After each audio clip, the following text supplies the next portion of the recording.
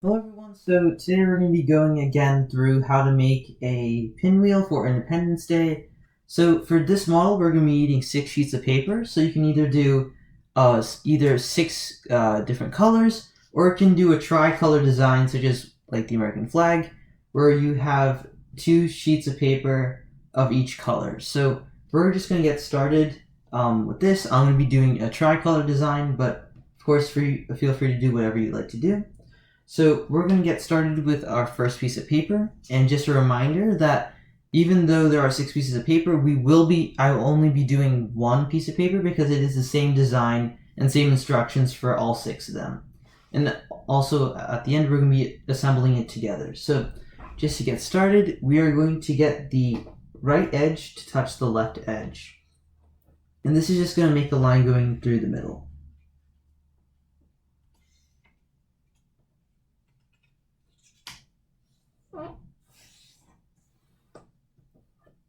Okay, so once you do this, we're going to open it back up and get the top left corner to touch the bottom right.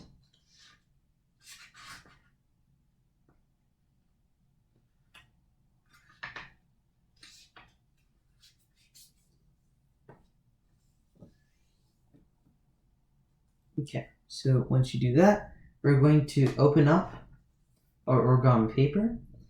And basically for our next step, we want to get our bottom right corner to move about an inch below our top edge. So the top of our paper is around here, and we're going to follow this line down an inch, and that's where we're going to keep our piece of paper. And another way to figure that out is when you push this paper down, you should notice that it should go straight to the bottom left corner. So that's also another way of visually telling whether you had the right fold. So when you do that fold, you should have it like this. Right? So it's 1 inch below here, and it goes right to that bottom left corner. So for our next step, we're going to get this right edge to touch the left side. So we're just going to be folding down this line going through the middle. That. And even though we did do this crease at the beginning, it's always good to kind of go over it again to make it go down a little bit more firmly. So once we have this shape, we're going to flip it over to the other side and then turn it so that we have this point in the top left. And for our next step, we're going to get this edge here to touch this edge on the right side. So if you just follow make these two touch, follow the lines and then crease across the top, you'll be at the right step. So just one more time, we have it here, and just make this area touch here. Okay, so now we're going to open our origami paper like we're opening a book, and we're going to get this edge right here to go touch right here. So we're just going to fold at this point like this.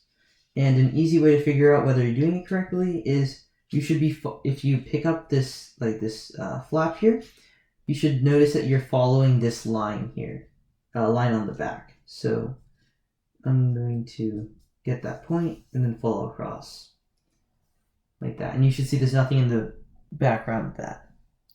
Okay, so from there, we're going to get this point on the right to the left. So again, folding through the middle, and we get this shape. And so we're going to flip it over and turn it so that we have this little bulge on the top left. So you'll see on the bottom left, we have this straight line here, but here we have like this bit of a kind of thing pointing out. So from here, we're going to get this point on the bottom to touch the top, and we're only going to pick up 1 tab. So there's like this little triangle at the bottom, but we're going to leave that alone for this fold. Okay, so once we have this step, we're going to fold it over again. Flip it over again, and we're going to turn it so it looks like this. So we should have a triangle here, and then a bit of a flap up here with, it's kind of like a random shape here. And we're just going to fold on this line just to prep for our next fold, which is a little bit more tricky. So it's up here. We just fold on this line on the edge. We open it up, and you should notice that if you look at on the front of this triangle, there's this little pocket that you can like stick your finger in it.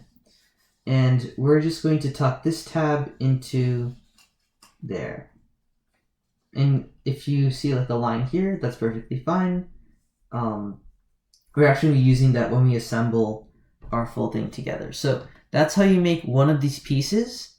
So before we move on, we're going to make sure that we do this 5 more times with our remaining 5 pieces of paper. So just rewind if you need to and go through this before continuing on.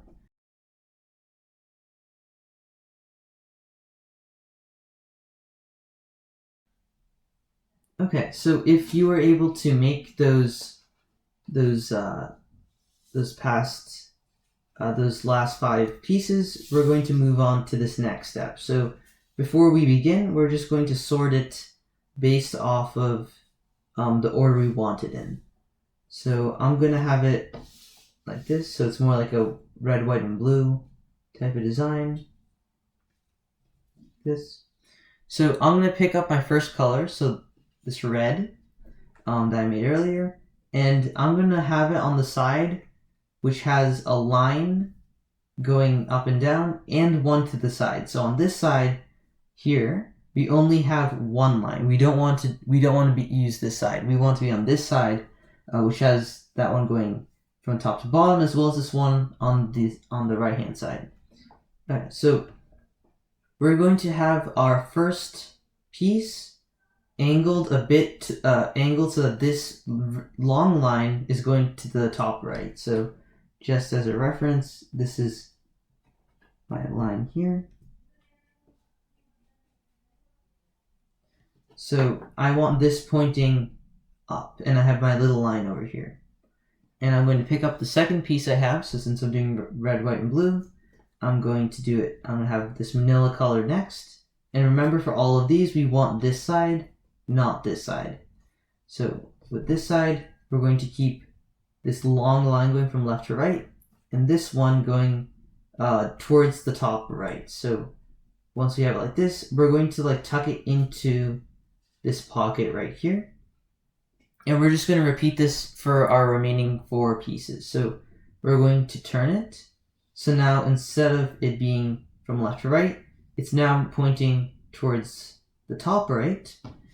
We're going to pick up our next piece, make sure this main line is going from left to right, tuck it in,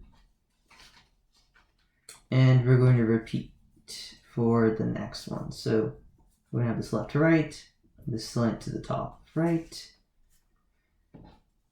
then turn it again with in your left hand.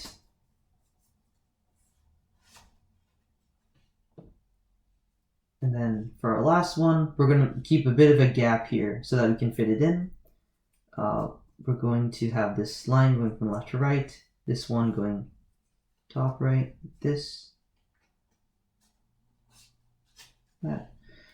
And then we're just going to tuck this piece into this pocket we have here in our first triangle. So you can adjust it a little bit so that you can have like a little hole in the middle.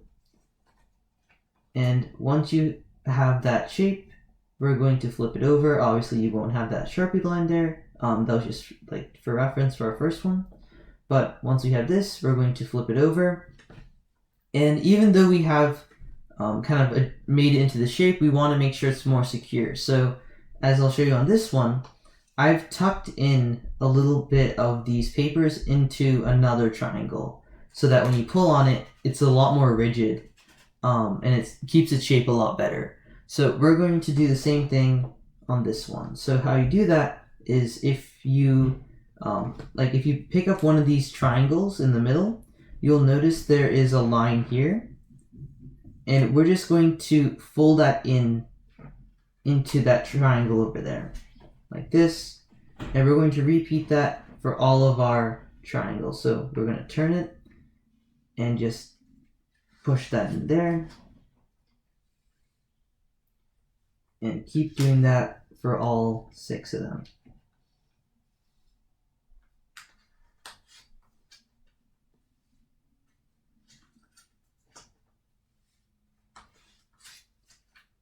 Okay, so once you've done that, you should notice that the shape is a lot more rigid. It will move around a little bit, but overall it will keep its shape the same. So, yep, that's how you make your pinwheel for Independence Day.